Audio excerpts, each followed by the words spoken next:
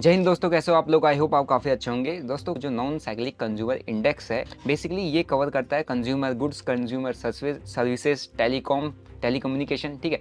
और ये कौन कौन सी कंपनीज है, कौन कौन से सेक्टर हैं। ये वो सेक्टर हैं जिनके प्रोडक्ट्स, जिन कंपनीज के प्रोडक्ट्स आप डेली बेसिस पर कंज्यूम करते हो, यूज़ करते हो। मॉर्निंग उठने से लेकर शाम को बिस्तर में सोने तक, बेड में जाने तक आप उठते हो, है ना। ब्रश करते हो आप, जो ग्रोसरी का आइटम है वो कंज्यूम करते हो। उसके बाद आप OTT प्लेटफॉर्म्स पे मूवी टिकट्स, ये सारी चीज़ें खरीदते हो, है ना। ग्रोसरीज़ के आइटम आपके पास आते हैं, आप बात करते हो, फ़ोन करते हो। तो ये जितने भी सर्विसेज आपको प्रोवाइड की जाती है इन कंपनीज़ के थ्रू, जिनकी सर्विसेज आप कंज्यूम करते हो, इन सारे सेक्टर्स को, इन सारी कंपनीज़ को इस इंडेक्स में इंक्लूड किया गया है। तो ये एक नॉन साइक्लिक कंज्यूमर इंडेक्स है। उससे पहले मैं आपको बता दूं कि रिसेंटली ग्रो म्यूचुअल फंड इस इंडेक्स पे एक नया फंड इंट्रोड्यूस किया है, जिसका नाम है grow Nifty non cyclic consumer index fund, और जिसका NFO जो है ऑलरेडी ओपन हो चुका है भाई सब्सक्रिप्शन के लिए, जो कि 2 मई से ओपन हुआ था और जो चलेगा 16 मई 2024 तक। और इसी फंड के बारे में और समझने के लिए और आपके जो क्वेश्चंस हैं उन और जितनी क्वारीज हैं उन सारी क्वारीज का डाउट्स क्लियर करने के लिए आज हमारे साथ जुड़े हैं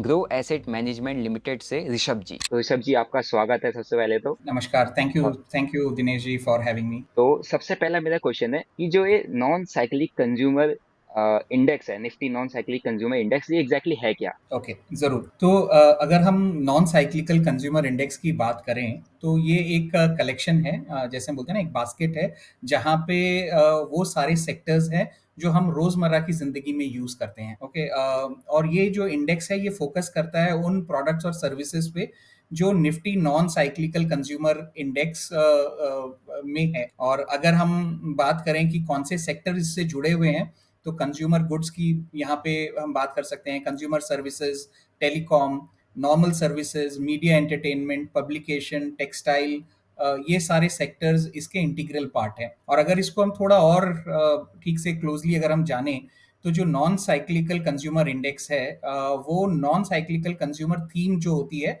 वो उनकी बेसिक इंडस्ट्री से 30 लार्जेस्ट स्टॉक्स को लेके बनती है, जो टेलीकॉम, मीडिया, कंज्यूमर गुड जो मैंने आपको बताया, उनसे जुड़े हुए हैं। और ये इंडेक्स हर 6 महीने की, जो हम बोलते हैं फ्री फ्लोट मार्केट कैप, आपने जो सुना होगा, उसके हिसाब से ये हर 6 महीने में इस इंडेक्स का वेटेज चेंज होता रहता है। और इसकी जो स्टॉक की वेटेजेस है, किसी भी स्टॉक में ये 10% से ज्यादा निवेश नहीं करता। तो मेरे को थोड़ा सा और इसको सिंप्लीफाई करके आप बताइए कि इसमें मेजरली कौन कौन से इंडस्ट्रीज या सेक्टर्स हैं, और अगर आप मेजर कॉन्स्टिट्यूएंट्स कौन कौन से, अगर वो बता पाएंगे तो और आसान हो जाएगा हमको समझने के लिए। ठीक है, तो इसको अगर हम और सिंप्लीफाई करें, तो इसमें एक्चुअली 7 ब्रॉडर इंडस्ट्रीज कवर होती है। पहली एफएमसीजी, जिसको हम फास्ट मूविंग कंज्यूमर गुड्स कहते हैं, consumer services, consumer durable, telecommunication services, textiles, media entertainment and publication.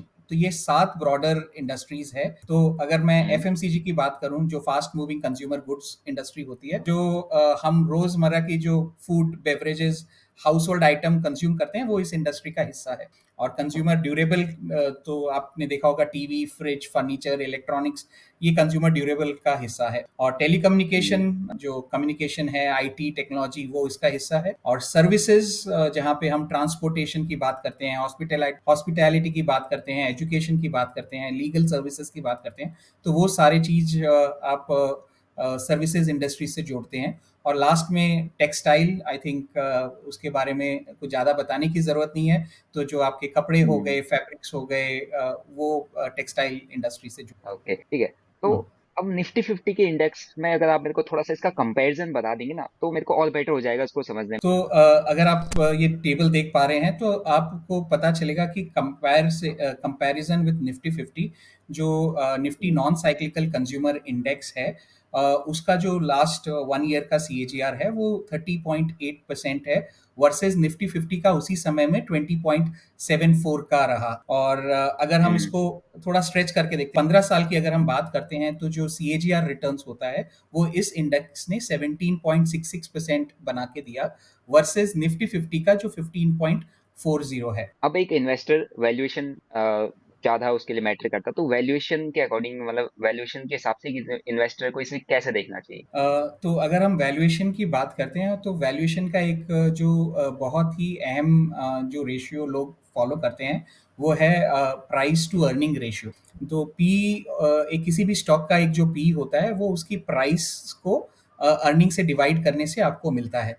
तो अगर मैं सिंपल भाषा में आपको समझाऊं पी क्या होता है, तो आप किसी भी कंपनी का अगर पी समझिए 30 टाइम्स है, 30x है, तो उसका मतलब यही है कि उस कंपनी को, अगर उस कंपनी से आपको आपको 1 रुपए अगर कमाना है, तो उस कंपनी को स्टॉक खरीदने के लिए आपको 30 गुना ज़्यादा पैसे देने पड़ेंगे। Nifty non cyclical consumer index की हम बात करें पिछले 5 और 10 साल में इस इंडेक्स ने क्या पी पे ट्रेड किया है, तो 10 इयर्स का जो इसका एवरेज पी है वो 101.01 है। 5 इयर्स का करंटली अगर अभी की हम बात करें तो ये सिर्फ 59.35 पी पे ट्रेल कर रहा है। तो क्या आप मुझे ग्रुप के Nifty non cyclic index fund के बारे में थोड़ा सा बता सकते हो? तो Groww Nifty non cyclical consumer index fund, जो Nifty non cyclical consumer index TRI है, उनके स्टॉक्स में उसी प्रोपोर्शन से, उसी वेटेज से इन्वेस्ट करता है और ये कोशिश करता है कि जो इंडेक्स रिटर्न दे बिफोर एक्सपेंसेस वो उसका रिटर्न इंडेक्स से मैच करे। बट यहाँ पे हमको ये ध्यान रखना होगा कि ट्रैकिंग एरर्स रहते हैं, so subject to tracking errors आपकी परफॉर्मेंस होगी।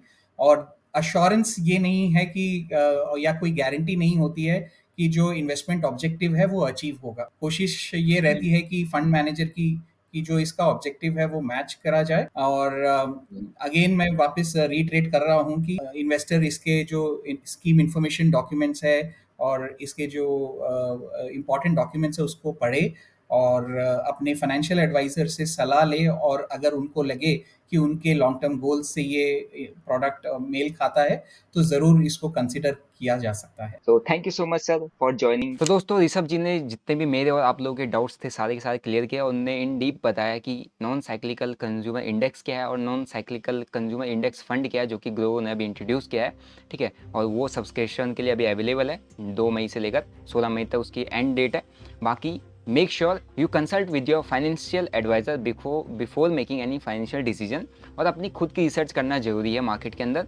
बाकी अगर आपको आज का वीडियो पसंद आया तो वीडियो को लाइक जरूर करना, शेयर करो अपने दोस्तों के साथ, और चैनल पे अगर नए हो तो भाई चैनल को सब्सक्राइब भी कर लो, बेल नोटिफिकेशन को दबा दो, क्योंकि मैं आप लोगों के लिए ऐसे ऐसे इंटरेस्टिंग वीडियोस लेके आता हूँ जो आपको काफ़ी हेल्प करता है आपकी स्टॉक मार्केट की जर्नी में, ठीक है। बाकी कमेंट करो आपको किस टॉपिक में और वीडियोस चाहिए, आपके क्या क्या डाउट्स है, कमेंट जरूर करिएगा। बाकी मिलते हैं आपको नेक्स्ट वीडियो में। Till then bye bye, see you, जय हिंद। म्यूचुअल फंड निवेश बाजार जोखिम के अधीन है। योजना संबंधी सभी दस्तावेजों को ध्यान से पढ़ें। Mutual fund investments are subject to market risk. Read all scheme related documents carefully.